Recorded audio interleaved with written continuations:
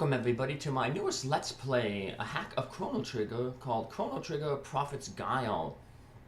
It's a short little hack that I'm just doing to fill time while I'm doing the grinding for power tabs and mega elixirs in my low-level playthrough of Chrono Trigger, which is the main thing I'm working on my channel here.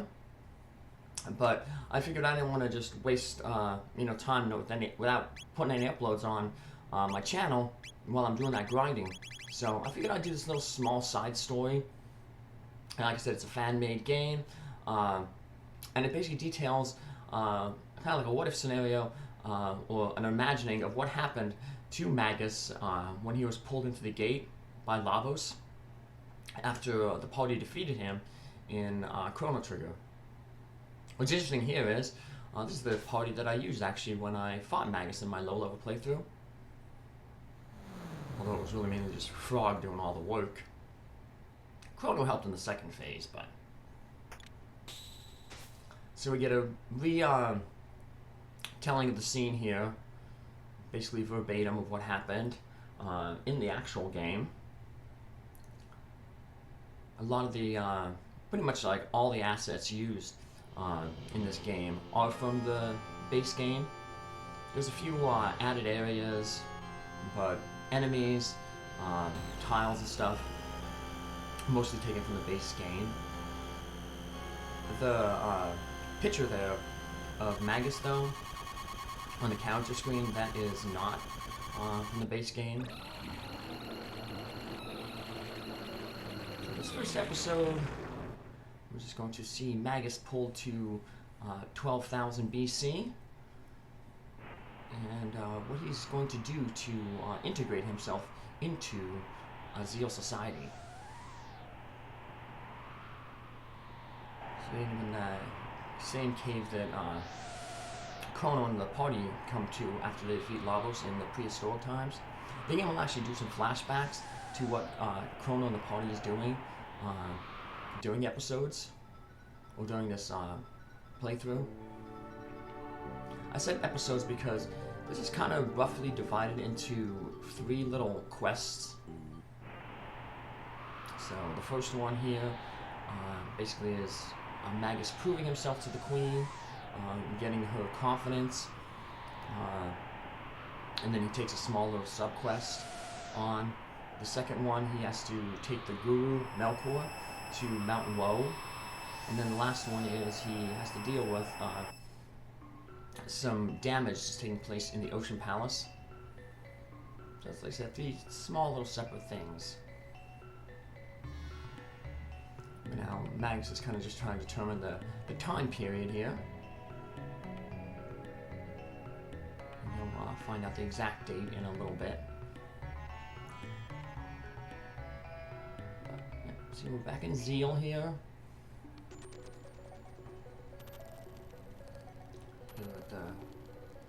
In Hassa.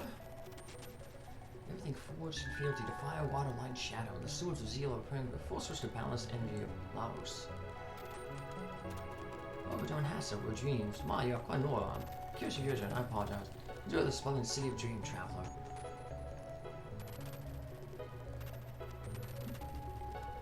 On Magnificent King, removed from this world in a single flash, it is troublesome to accept, but thankfully the Queen is selflessly working to restore his glory. Actually surpass it.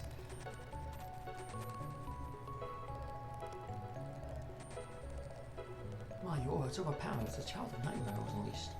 Some awful fortune.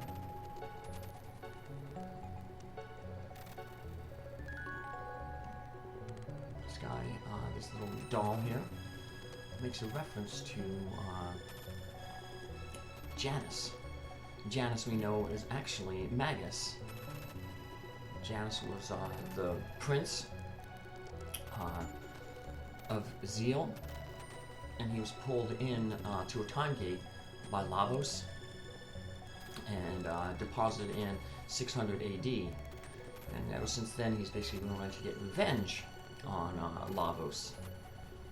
So as he mentioned earlier, now he's back at the source, and he thinks he can maybe stop Lavos from appearing here and maybe rewrite time. Although, since he's from the future, he kind of knows what happens here, and he's going to use that to craft that prophet persona that we saw in the base game. And that's how, of course, he's going to get the Queen's trust.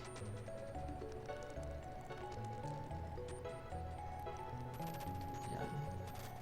Not a lot of important stuff here. People are just still talking about enhancing what they do. I said this is the city of dreams. Kujar is the city of magic. We'll be going there then. We get to see a little bit of Gasper, the Guru of Time. And they're speaking about Janus. So all we learned basically from the people here is that basically King of Zeal died, and that really traumatically affected Janus here, and he's just going through a lot of trauma, and because of that trauma he's not exhibiting his magical power that he should have. We know he obviously has a magical power because in the base game. Now the interesting thing is, if we look at Magus's stats here, he isn't fully powered up. He only has a Lightning 2, Ice 2, and Fire 2. He doesn't have all his techniques. And we won't be able to unlock all his techniques, we're only going to unlock one more.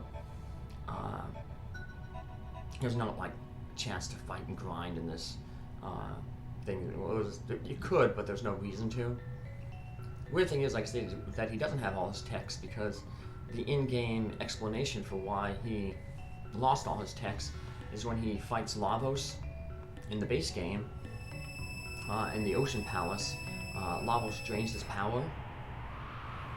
That's why in the base game, the second time you fight him, all he attacks you with is the Ice 2, Lightning 2, and Fire 2. He doesn't have that Dark Matter spell or the Dark Bomb spell that he has the first time you fight him.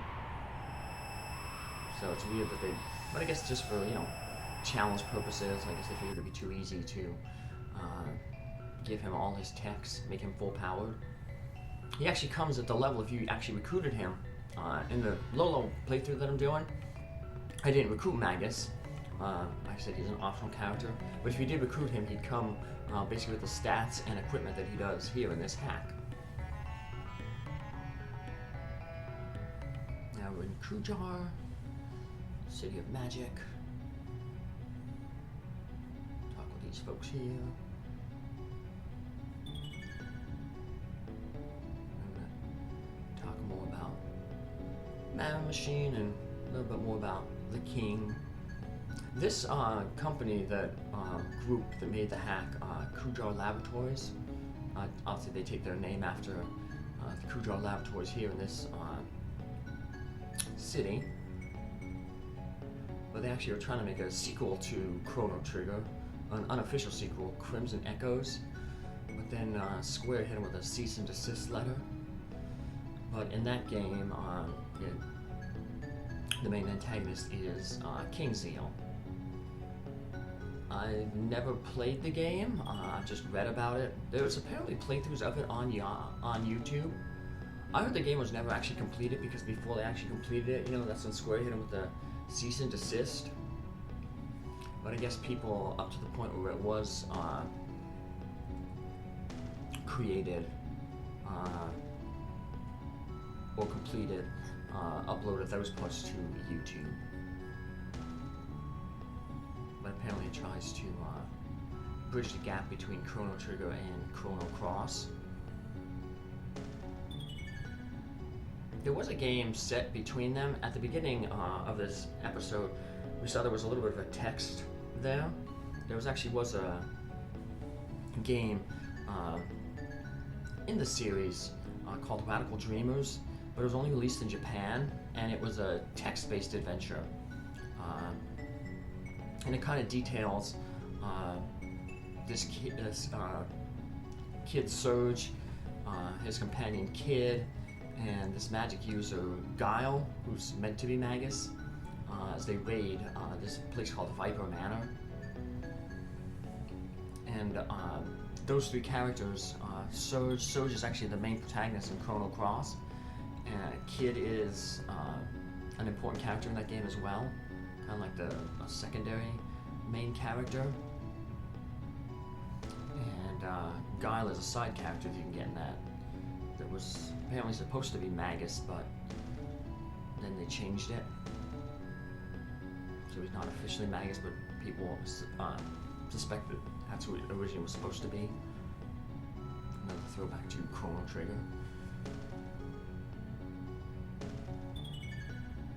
Look. Now we can go to... Gotta go back. I missed that, talking to that one lady, but that's okay. We'll end the episode right outside Kujar there. They added one area to this hack. Right here in the base game, you can only go up to the palace. But now they have this little area off to the left. It's Cerulean Lake. And we have an encounter there in one of the future episodes. But we'll just stop in here real quick, talk with the people.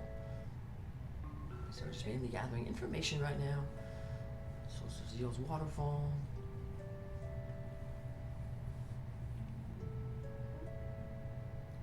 And then here's where we'll actually have a fight later on. Now let's head to the main palace. Talk with the folks here. Guess they mistaken him for a Oathbound one because he's lack of a tan. Although they shouldn't confuse him with an Oathbound one because all these people are talking about how they sense the aura about him. And the fact that he's actually flying. Yeah, if you actually did recruit Magus in the base game, his run animation is this one right here where he's basically like floating. So, pretty neat. New. Belts and all something I keep new. I've seen Melkor with uncanny beings unlike anything else. I don't know what Melkor's been with. He's always with the in the base game with the mystics, like the imps and stuff. Let's come on around, talk to some more people. Goes around. Unfortunately, they won't let us go into Janus's old room. Magus basically says, I gotta stay on point. There's the princely bedrooms. Stay focused. Let's go ahead to the mana machine, and then that'll allow us to seek an audience with the queen then. Oh, the mana machine. So at least now he's basically loading. Magus is learning the time frame. Obviously, this is before the mana machine was pulled, was taken down to the Ocean Palace. So the Ocean Palace is still being worked on, which means that Magus, like I said, has a chance because he wasn't pulled into that time warp as Janus until after the mana machine was placed in the Ocean Palace. And from the base game, there was that accident there that pulled all the gurus and Janus into different time eras.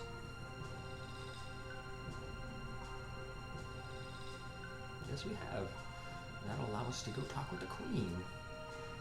But then this actually will allow Magus to find out the exact date that he is here now.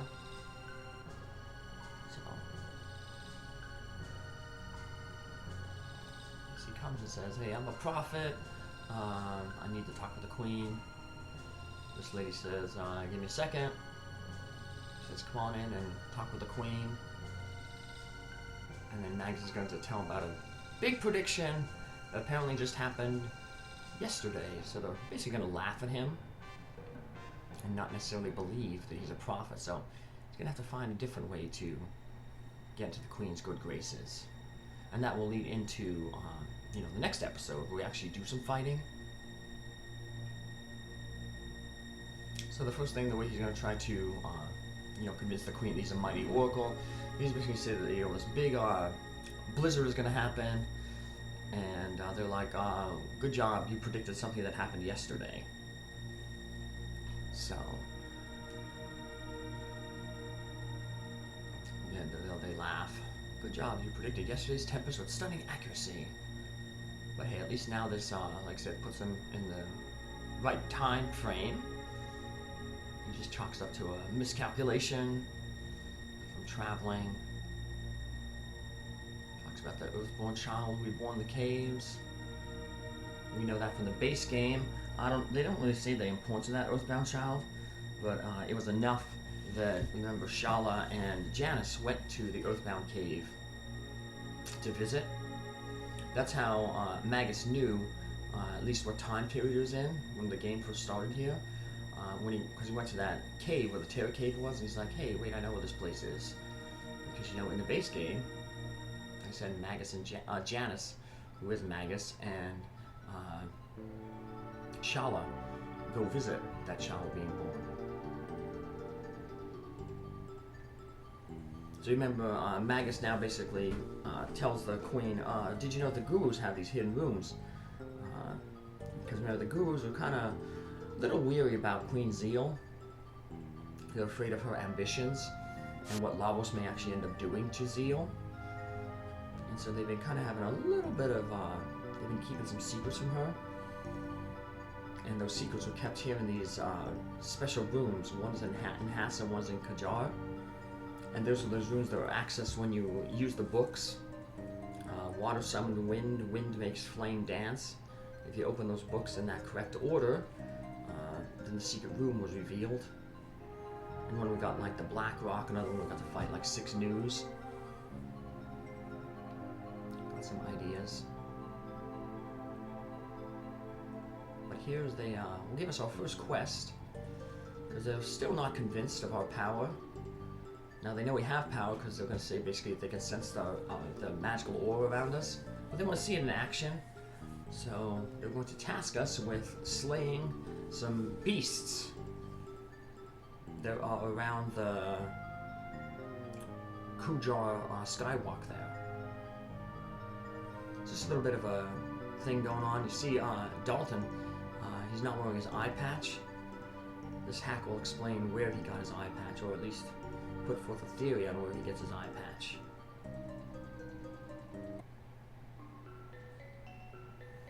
Here we are, we're just gonna make a save right here, just like in the overworld. Check out all the stats here. Just like in the base game, you make a save anywhere in the overworld, and then there's gonna be some places in dungeons where you can make saves and save points. You see Magus doesn't have all his techniques, but he will get stronger, and we'll show off what those techniques can do in the next episode. Take care, have a good one. Bye.